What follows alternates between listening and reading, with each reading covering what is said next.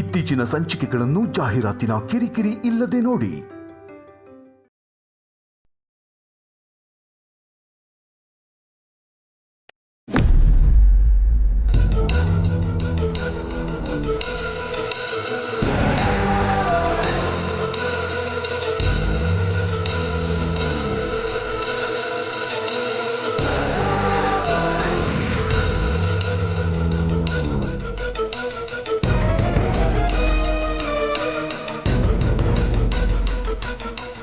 ಯಜಮಾನ್ರೆ, ಅಮ್ಮ ಮನೆಗೆ ಬಂದಾಯ್ತು. ಈಗ ನೀವು ಹುಷಾರಾಗಿದ್ದೀರಾ, ಆದ್ರೂ ಏನ್ ಯೋಚನೆ ಮಾಡ್ತಾ ಇದ್ದೀರಾ? ಅಮ್ಮ ಎಲ್ರಿಗೂ ಕೈ ತೊತ್ತು ತಿನ್ಸುವಾಗ ಪ್ರೀತನ ಗಮನಿಸ್ದೆ. ಅವ್ನು ಏನೋ ಟೆನ್ಷನ್ ಅಲ್ಲಿದ್ದ. ಅಲ್ಲದೆ ಕಿವಿಲಿ ಬ್ಲೂಟೂತ್ ಬೇರೆ ಹಾಕ್ಬಿಟ್ಟಿದ್ದ.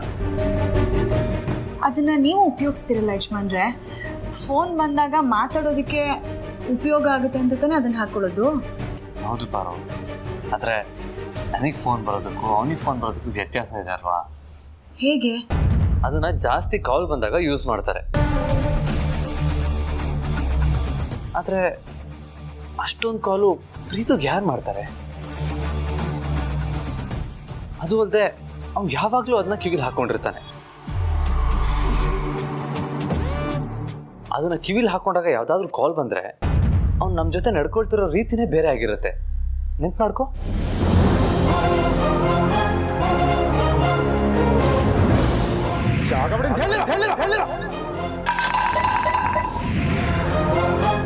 ನಿಂತ್ಕೋ ಪಾರ್ವತಿ, ಇದೊಂದು ಕಾಫಿನ. ನಮ್ಮ ಮಾಮ್ ಒಡವೆ ಸೀರೆ ಕೊಟ್ಟು ಪಕ್ಕದಲ್ಲಿ ಕೂರಿಸ್ಕೊಂಡು ಊಟ ಮಾಡಿಸಿದ ತಕ್ಷಣ ಮನೆ ಕೆಲಸದವಳು ಅನ್ನೋದನ್ನ ಮರ್ತ್ಬಿಟ್ಟಿಯಾ?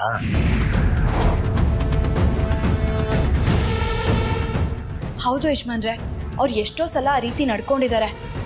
ಹಾಗಾದ್ರೆ ಅವ್ರನ್ನ ಫೋನಲ್ಲಿ ಯಾರಾದ್ರೂ ನಿಯಂತ್ರಣದಲ್ಲಿ ಇಟ್ಕೊಂಡಿದ್ದಾರಾ?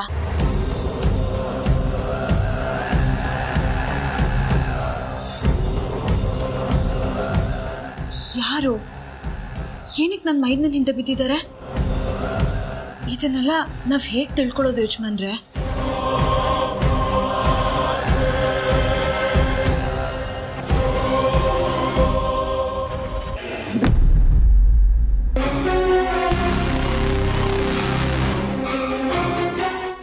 ಪಲ್ಯ ಅಂತೂ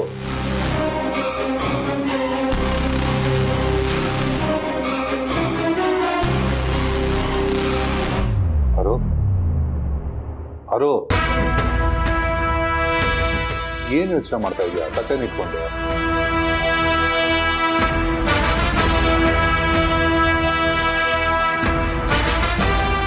ಅಖಿಲ ಮನೆ ಒಗ್ಗಟ್ಟು ಹೊಡಿಬೇಕು ಅಂತ ಅನ್ಕೊಂಡ್ವಿ.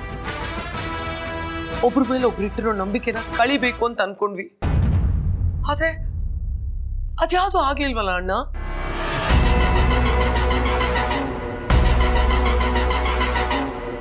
ತಮ್ಮನೇ ಅಮ್ಮನ ವಿರುದ್ಧ ಕಂಪ್ಲೇಂಟ್ ಕೊಟ್ರು, ಆದಿ ಅದನ್ನ ನಂಬಲೇ ಇಲ್ವಲ್ಲ.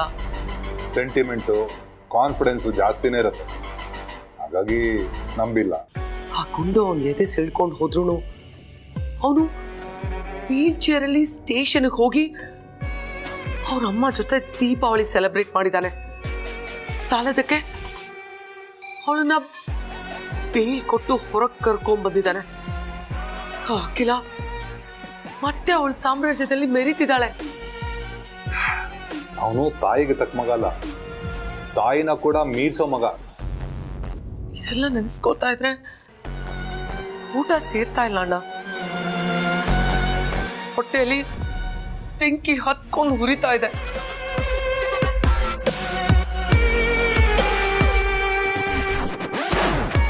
ಅವಳಿಗಿರೋ ಸುಖ ಸವಲತ್ತು ನನಗಿಲ್ದೆ ಹೋಯ್ತಲ್ಲ. ಅವಳ ತರ ನೆಮ್ಮದಿಯಾಗಿ ನಾನಿಲ್ವಲ್ಲ ಅಣ್ಣ.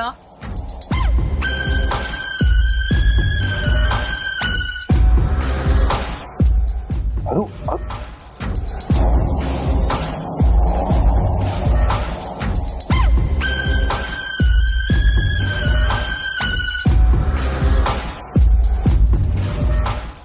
ಅವಳಿಂದ ನನ್ನ ಗಂಡನ್ನ ಕಳ್ಕೊಂಡೆ.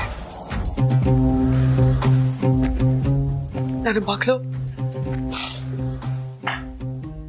ನನ್ನ ಮಡ್ಲಲ್ಲೇ ಪ್ರಾಣ ಬಿಟ್ಲು. ನನ್ನ ಇನ್ನೊಂದು ಮಗಳು ಜೈಲಲ್ಲಿದ್ದಾಳೆ. ಇಷ್ಟಕ್ಕೆಲ್ಲ ಆ ಅಖಿಲ, ಆ ಅರಸನ್ ಕೋಟೆ ಜನನೇ ಕಾರಣ. ಬಿಡಲ್ಲ, ನಾನಂತೂ ಅವಳನ್ನು ಸುಮ್ಮನೆ ಬಿಡಲ್ಲ. ಅರು ಪ್ಲೀಸ್ ಅಲ್ಬೇಡ. ನೀನು ಅಳೋದು ನನ್ನ ಕೈಲಿ ನೋಡೋಕೆ ಆಗ್ತಿಲ್ಲ. ನೋಡು, ನೀನು ಇಷ್ಟು ವೀಕ್ ಆಗ್ಬಿಟ್ರೆ ಹೇಗೆ ಹೇಳು? ನಾನು ನಿನ್ನ ಅಣ್ಣ, ನಿನ್ನ ಜೊತೆಗಿದ್ದೀನಿ. ನಿನ್ನ ಕಣ್ಣೀರ್ನ ವೇಸ್ಟ್ ಆಗೋದಕ್ಕೆ ನಾನು ಬಿಡೋದಿಲ್ಲ.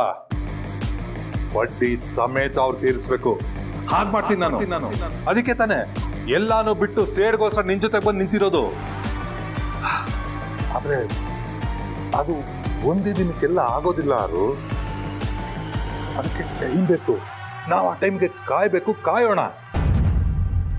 ಆ ಬದ್ಮಾಶ್ ಪ್ರೀತು ಮುಖಾಂತರ ಅವನ್ನೆಲ್ಲ ಕಾಡ್ಸೋಣ.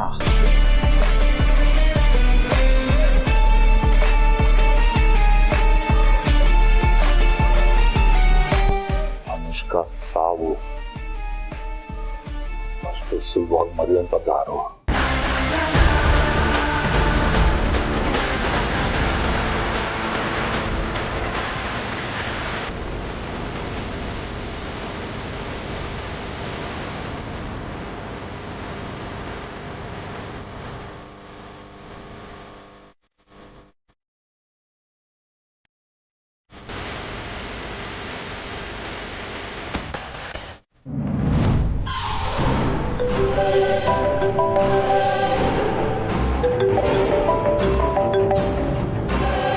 ಮೂರ್ತಿ, ನಿಮ್ಮಿಂದ ಒಂದು ಹೆಲ್ಪ್ ಆಗಬೇಕಾಗಿತ್ತು. ಹಾಂ, ನನ್ನ ತಮ್ಮಂಗೆ ಯಾರೋ ಕಾಲ್ ಮಾಡಿ ಬ್ಲ್ಯಾಕ್ ಮೇಲ್ ಮಾಡ್ತಾ ಇದ್ದಾರೆ ಅಂತ ನನಗೆ ಡೌಟು. ಅದಕ್ಕೆ ಅವನಿಗೆ ಬಂದಿರೋ ರೀಸೆಂಟ್ ಕಾಲ್ ಲಿಸ್ಟು ಮತ್ತು ಅದರ ಅಡ್ರೆಸ್ ಕಳ್ಸೋಕ್ಕಾಗತ್ತಾ? ಹಾಂ, ಓಕೆ ಥ್ಯಾಂಕ್ ಯು. ಏನಂತ ಯಜಮಾನ್ರೆ? ಕಳಿಸ್ಕೊಡ್ತಾರದು.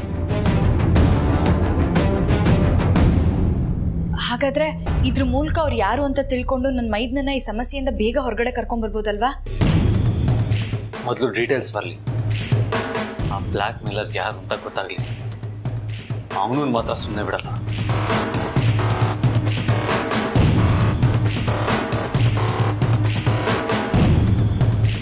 ಬಾರು, ಆದರೆ ಈ ವಿಷಯನ ಜನನಿಗೂ ಹೇಳಬೇಡ. ಇದು ನಮ್ಮಲ್ಲೇ ಇರಲಿ. ಸರಿ ಯಜಮಾನ್ರೆ, ಇದು ಒಂದು ಸಮಸ್ಯೆ ಬಗೆಹರಿದ್ರೆ ಸಾಕು. ನಮ್ಮ ಅರಸನ್ ಕೋಟೆ ಮೊದಲಿನ ಥರ ಆಗುತ್ತೆ.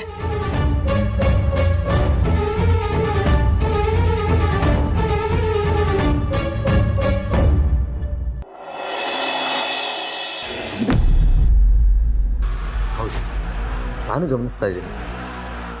ನಮ್ಮ ಮನೇಲಿ ಈ ಥರ ಇನ್ಸಿಡೆಂಟ್ ನಡೆದಾಗ ಇದೆಲ್ಲ ಎಕ್ಸ್ಪೆಕ್ಟೆಡ್. ಆದರೆ ಈ ಲೆವೆಲ್ ಎಫೆಕ್ಟ್ ಆಗುತ್ತೆ ಅಂತ ಅಂದ್ಕೊಂಡಿರಲಿಲ್ಲ. ಹೋಗ್ಲಿ ಬಿಡಿ, ಏನು ಮಾಡೋದಕ್ಕಾಗುತ್ತೆ. ನಂಬಿಕೆ ಇಲ್ದಿರೋರ ಜೊತೆ ಕೆಲಸ ಮಾಡೋದ್ರಲ್ಲಿ ಯಾವ ಅರ್ಥನೂ ಇಲ್ಲ. ಹೋಗೋರು ಹೋಗಲಿ ಬಿಡಿ. ನೋಡಿ, ಯಾವುದೇ ಕಾರಣಕ್ಕೂ ಕಂಪ್ನಿಯಿಂದ ಅಮ್ಮಂಗೆ ಫೋನ್ ಮಾಡಿ ಈ ವಿಷಯ ಹೇಳೋದಕ್ಕೆ ಹೋಗ್ಬಿಡಿ, ಸರಿನಾ?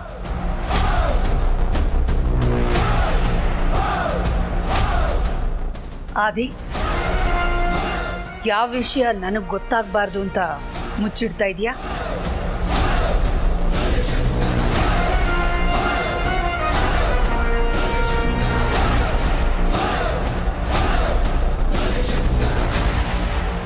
ಯಾರ ಜೊತೆ ಮಾತಾಡ್ತಾ ಇದ್ದೆ ಆದಿ? ಕಂಪನಿ ಕಾಲಮ್ಮ. ಆದಿ, ನಾನು ಕೂಡ ಕಂಪನಿಗೆ ಸಂಬಂಧಪಟ್ಟವಳೆ ಅಲ್ವಾ? ನನಗೆ ಗೊತ್ತಾಗಬಾರ್ದು ಅಂತ ನನ್ನಿಂದ ವಿಷಯ ಮುಚ್ಚಿಡ್ತಿದೀಯಾ ಅಂದರೆ ಏನೋ ಗಂಭೀರವಾದದ್ದೇ ನಡೆದಿರಬೇಕು. ಯಾವ ವಿಷಯನ ನನ್ನಿಂದ ಮುಚ್ಚಿಡ್ತಿದೀಯಾ? ಅದು ಹಾಗಲ್ಲಮ್ಮ, ನೀವು ಇವಾಗ ತಾನೇ ಸುಧಾರಿಸ್ಕೊಳ್ತಾ ಇದ್ದೀರಾ. ಅದ್ರ ಮಧ್ಯೆ ಈ ಕಂಪ್ನಿ ಬಿಸ್ನೆಸ್ ಅಂತ ನಿಮ್ಗೆ ಯಾಕೆ ಸುಮ್ಮನೆ ತಲೆ ಬಿಸಿ? ನೀವು ಆರಾಮಾಗಿರಿ ಅಮ್ಮ. ನಾನು ಹ್ಯಾಂಡಲ್ ಮಾಡ್ತೀನಿ. ಏನಾಯ್ತು? ಆದಿತ್ಯ ಯಾರ ಜೊತೆನೋ ಫೋನಲ್ಲಿ ಮಾತಾಡ್ತಾ ಇದ್ದ. ತುಂಬ ಟೆನ್ಷನ್ನಲ್ಲೇ ಮಾತಾಡ್ತಾ ಇದ್ದ. ನಾನು ಕೇಳಿದ್ರೆ ನನಗೆ ವಿಷಯ ಹೇಳ್ತಾ ಇಲ್ಲ, ನನ್ನಿಂದ ಮುಚ್ಚಿಡ್ತಾ ಇದ್ದಾನೆ. ಹೌದಾ? ಅದಕ್ಕೆ ಏನದು? ಅಲ್ಲ ಯಾವುದೋ ಸೀರಿಯಸ್ ವಿಷಯ ಆಗಿದ್ದಿದ್ರೆ ನಿನ್ನ ಹತ್ರ ಹೇಳ್ತಿರ್ಲಿಲ್ವಾ? ಬಿಸ್ನೆಸ್ ರಿಲೇಟೆಡ್ ಇರಬೇಕು, ನಿನ್ಗೆ ಯಾಕೆ ಸುಮ್ಮನೆ ಪ್ರೆಷರ್ ಅಂತ ಅವನೇ ಹ್ಯಾಂಡಲ್ ಮಾಡಿದ್ದಾನೆ, ಅಷ್ಟೇ ಬಿಡು.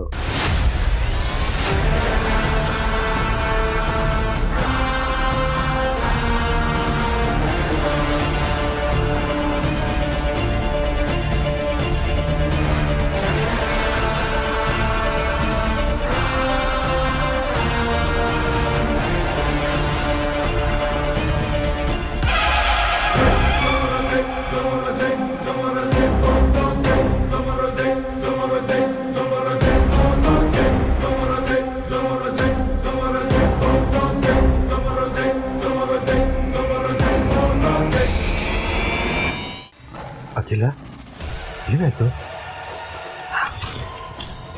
ಇದೇನಾ ನೀವು ನನ್ನಿಂದ ಮುಚ್ಚಿಡಬೇಕು ಅಂದ್ಕೊಂಡಿದ್ದ ವಿಷಯ?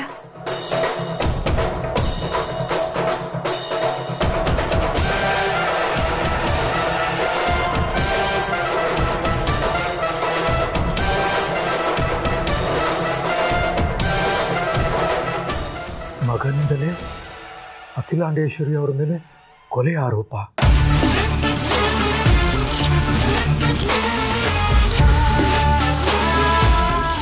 ಕಂಪನಿ ಶೇರ್ನಲ್ಲಿ 40% ಇಳಿಕೆ.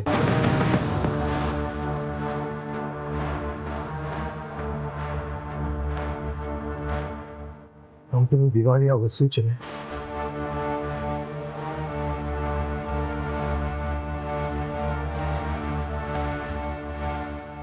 ಇಂಥದ್ದೊಂದು ನಡೀಬಹುದು ಅಂತ ನಾನು ಊಹೆ ಮಾಡಿದ್ದೆ.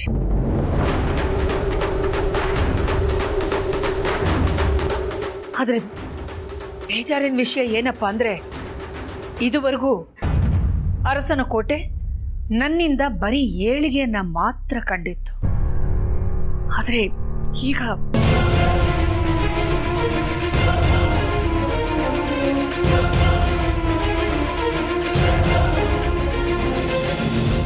ಇದಕ್ಕೆಲ್ಲ ಕಾರಣ ನೀನಲ್ಲ ಅಖಿಲ, ಪ್ರೀತು. ಪ್ರೀತು ಅಲ್ಲಪ್ಪ,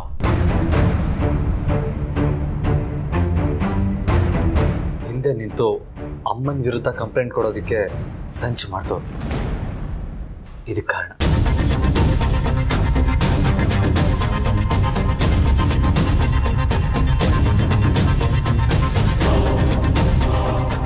ಆದಿತ್ಯ, ಅದು ಯಾರು ಅಂತ ಗೊತ್ತಾಯ್ತಾ? ಪ್ರೀತು ಇದ್ರ ಬಗ್ಗೆ ಏನಾದರೂ ಅಂತ ಹೇಳಿದ?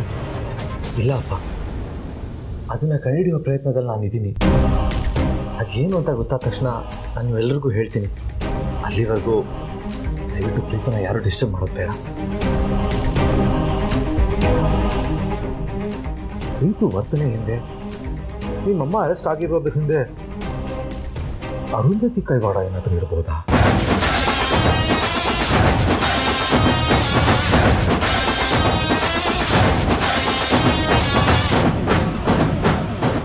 ನನಗೆ ಇದು ಅರುಂಧತಿ ಕೆಲಸ ಅಂತ ಅನ್ನಿಸ್ತಾ ಇಲ್ಲ.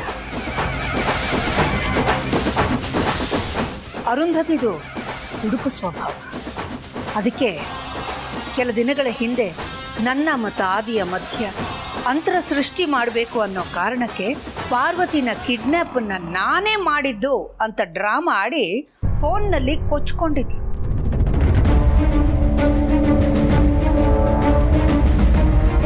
ಪ್ರೀತುನ ಅವಳೇ ಏನಾದರೂ ಟ್ರ್ಯಾಕ್ ಮಾಡಿದ್ದಿದ್ರೆ ಸ್ಟೇಷನ್ಗೆ ಬರ್ತಿದ್ದ ಹಾಗೆ ಕೊಚ್ಕೊಂಡ್ಬಿಟ್ಟಿರೋಳು, ಹೇಳ್ಕೊಂಡ್ಬಿಟ್ಟಿರೋಳು.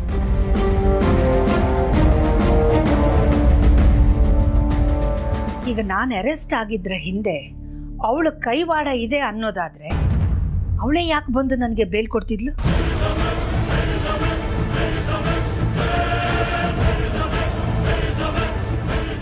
ಹಾಗಾದ್ರೆ ನಿನ್ನನ್ನು ರಿಲೀಸ್ ಮಾಡ್ಸಕ್ಕೆ ಅಂತ ನಾವು ಗೊತ್ತು ಮಾಡ್ಕೊಂಡಿದ್ದು ನಮ್ಮ ಲಾಯರ್ ವಿಜಯ್ ಕುಮಾರ್ ಅವರು ಕೊನೆ ಕ್ಷಣದಲ್ಲಿ ನನ್ನಿಂದ ಬರೋಕ್ಕಾಗಲ್ಲ ಅಂತ ಯಾಕೆ ಕೈ ಎತ್ಬಿಟ್ರು? ಅಲ್ಲಪ್ಪ, ಆದರೆ ಮತ್ತೆ ಅವರೇ ಕಾಲ್ ಮಾಡಿ ನಮ್ಮ ಅಸಿಸ್ಟೆಂಟ್ನ ಕಳಿಸಿದ್ರಲ್ಲ.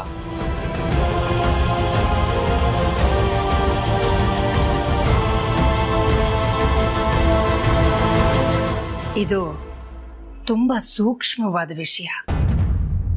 ಪ್ರೀತು ಪಾಪ ತುಂಬಾ ಡಿಸ್ಟರ್ಬ್ ಆಗಿದ್ದಾನೆ.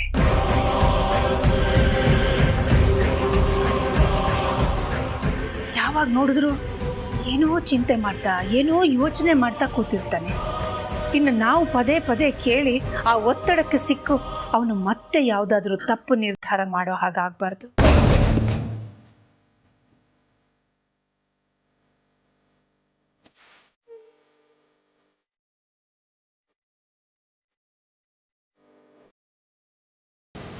ಆದಿ ಹೇಳಿದ ಹಾಗೆ ಪ್ರೀತುನ ಸ್ವಲ್ಪ ದಿವಸ ಅವನಷ್ಟಕ್ಕೆ ಬಿಟ್ಬಿಡೋಣ. ಏನು ಕೇಳೋದು ಬೇಡ. ಆದರೆ ಅವನ ಹಿಂದೆ ಯಾರಿದ್ದಾರೆ, ಯಾರ ಕೈವಾಡ ಇದೆ ಅನ್ನೋದನ್ನ ತಿಳ್ಕೊಳ್ಳೋ ಪ್ರಯತ್ನ ಪಡುವ ಆದಿ. ಸರಿ. ಹಾಗೆ ಈ ವಿಷಯ ನಮ್ಮಲ್ಲೇ ಇರಲಿ.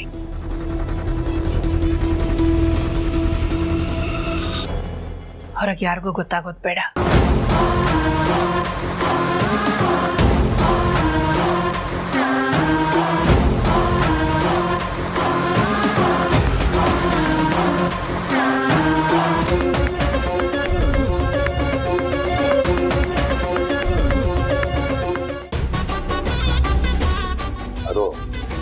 ನಿನ್ನ ಬಂಡು ಧೈರ್ಯನ ಮೆಚ್ಕೊಳ್ಳೇಬೇಕು ನೋಡು. ಕಾರಣ ಏನು ಅಂತ ಕೇಳ್ಬೋದು? ಅರು, ನಿನ್ ತಲೆಯಲ್ಲಿ ಏನ್ ಓಡ್ತಿದೆ ಅಂತಾನೆ ನಂಗೆ ಅರ್ಥ ಆಗ್ತಾ ಇಲ್ಲ. ಅಲ್ಲ, ಅಖಿಲನ್ನ ಅರೆಸ್ಟ್ ಆಗೋ ತರ ಮಾಡಿಸಿದ್ದು ನೀನೆ, ಅವಳು ರಿಲೀಸ್ ಆಗೋಂಗೆ ಮಾಡಿದ್ದು ನೀನೆ. ಒಂದ್ ವೇಳೆ ಅಖಿಲನ್ಗೆ ನಮ್ಮ ಮೇಲೆ ಡೌಟ್ ಬಂದ್ರೆ ಚಾನ್ಸೇ ಇಲ್ಲ. ನೀನ್ ಯೋಚನೆ ಮಾಡೋ ತರನೇ ಅವಳು ಯೋಚನೆ ಮಾಡಿರ್ತಾಳೆ. ಅಂದ್ರೆ ನಾನೇ ಅವಳನ್ನ ಅರೆಸ್ಟ್ ಮಾಡಿಸಿದ್ರೆ ನಾನು ಯಾಕೆ ಅವಳಿಗೆ ಜಾಮೀನು ಕೊಡ್ತಾ ಇದ್ದೆ ಅಲ್ವಾ? ಈ ಅರೆಸ್ಟ್ ವಿಚಾರದಲ್ಲಿ ನಾನು ಅವಳ ನಂಬಿಕೆ ಉಳಿಸ್ಕೋಬೇಕ. ಹಾಗೆ ನಾನು ಬೇಲ್ ಕೊಡ್ಸಕ್ಕೆ ಒಪ್ಕೊಂಡಿದ್ರ ಹಿಂದೆ ಒಂದು ಮುಖ್ಯವಾದ ಕಾರಣ ಇದೆ. ಪ್ರೀತು ಹಿಂದೆ ನಾವಿದೀವಿ ಅಂತ ಅಖಿಲಾಂಡೇಶ್ವರಿಗಾಗಲಿ ಅಥವಾ ಅರಸನ ಕೋಟೆಯಲ್ಲಿ ಯಾರಿಗೂ ಡೌಟ್ ಬರಬಾರ್ದು.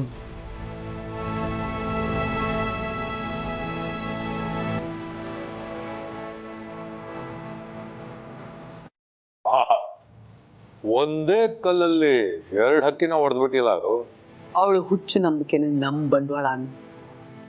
ಎಲ್ಲಿವರೆಗೂ ಪ್ರೀತು ಬದಲಾವಣೆಗೆ ನಾವು ಕಾರಣ ಅಂತ ಗೊತ್ತಾಗಲ್ವೋ ಅಲ್ಲಿವರೆಗೂ ನಾವು ಸೇಫ್ ಝೋನಲ್ಲಿ ಇರ್ತೀವಿ.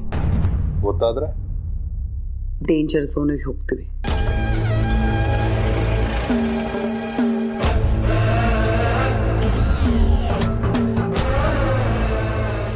ಅಲ್ಲ, ಅಖಿಲಾಂಡೇಶ್ವರಿಗೆ ನಮ್ಮ ಮೇಲೆ ಡೌಟ್ ಬಂದಿದೆ ಅಂತ ನಮ್ಗೆ ಗೊತ್ತಾಗತ್ತೆ. ಮುಂಚೆ ಆದ್ರೆ ದಾಮಿನಿ ಮುಖಾಂತರ ನಮ್ಗೆಲ್ಲಾ ವಿಷಯಗಳು ತಿಳಿತಾ ಇತ್ತು. ಈಗ ಹಾಗಾಗಲ್ವಲ್ಲ ಅಣ್ಣ. ಈ ಆಟ ಒಂಥರ ಕ್ರಿಕೆಟ್ ಇದ್ದಾಗ ಯಾರೇ ಆಗಲಿ ಯಾವತ್ತೂ ಒಬ್ಬರ ಮೇಲೆ ಡಿಪೆಂಡ್ ಆಗಿರ್ತಾರೆ ಅಣ್ಣ. ನಮಗೆ ಪ್ರಪಂಚ ಮುಖ್ಯನೇ ಹೊರತು ಪ್ರಪಂಚಕ್ಕೆ ನಾವಲ್ಲ. ಯಾವಾಗ್ಲೂ ಒಬ್ಬನ ರಿಪ್ಲೇಸ್ಮೆಂಟ್ಗೆ ಇನ್ನೊಬ್ರು ಇದ್ದೇ ಇರ್ತಾರೆ.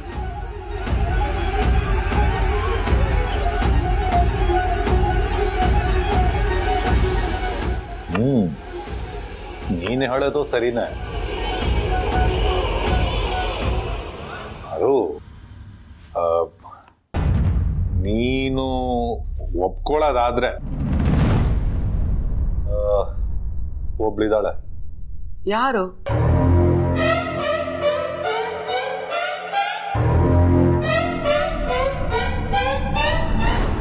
ಮೋನಿಕಾ. ಮೋನಿಕಾ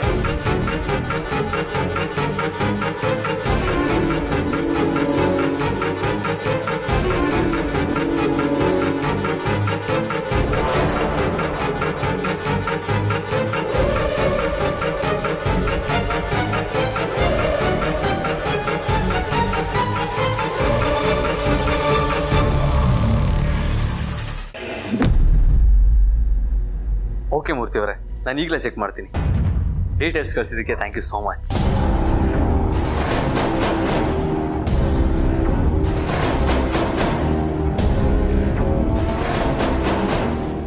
ಏನ್ ನೋಡ್ತಾ ಇದ್ದೀರಾ ಯಜಮಾನ್ರೆ? ಅದೇ ಬಾರು, ಮೂರ್ತಿಯವ್ರಿಗೆ ಪ್ರೀತಿಗೆ ಬರ್ತಾ ಇರೋ ಕಾಲ್ ಡೀಟೇಲ್ಸು ಮತ್ತು ಅದರ ಅಡ್ರೆಸ್ಸು ಕಳ್ಸಕ್ಕೆ ಹೇಳಿದ್ನಲ್ಲ, ಅದನ್ನು ಕಳಿಸಿದ್ದಾರೆ. ಹೌದಾ? ನನ್ನ ಮೈದ್ನಂಗೆ ಯಾರು ಪದೇ ಪದೇ ಫೋನ್ ಮಾಡ್ತಿದ್ದಿದ್ದು ಅಂತ ಗೊತ್ತಾಯ್ತಾ? ಅದನ್ನೇ ನೋಡ್ತಾ ಇದ್ದೀನಿ ಬಾರು.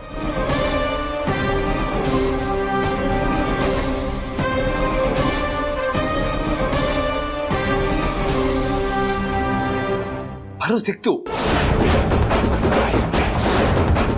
ಯಾವುದೋ ಒಂದು ನಂಬರಿಂದ ಪ್ರೀತಿಗೆ ರಿಪೀಟೆಡ್ ಆಗಿ ಕಾಲ್ ಬಂದಿದೆ. ಪಾರು ಅಡ್ರೆಸ್ಸು ಕಳಿಸಿದ್ದಾರೆ. ನಾನು ಇವಾಗಲೇ ಅಲ್ಲಿಗೆ ಹೋಗಿ ವಿಚಾರಿಸ್ತೀನಿ. ಇಷ್ಟು ದಿನ ನಮ್ಮ ಪ್ರೀತಿಗೆ ಬ್ಲ್ಯಾಕ್ ಮೇಲ್ ಮಾಡ್ತಾ ಇದ್ದ ವ್ಯಕ್ತಿ ಇವಾಗ ಸಿಗಾಗೋತಾನೆ.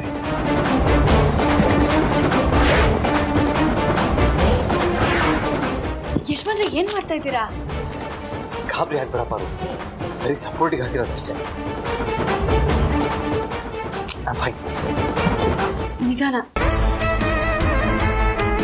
ಸರಿ ಪಾರು, ನಾನು ಹೋಗಿ ಬರ್ತೀನಿ.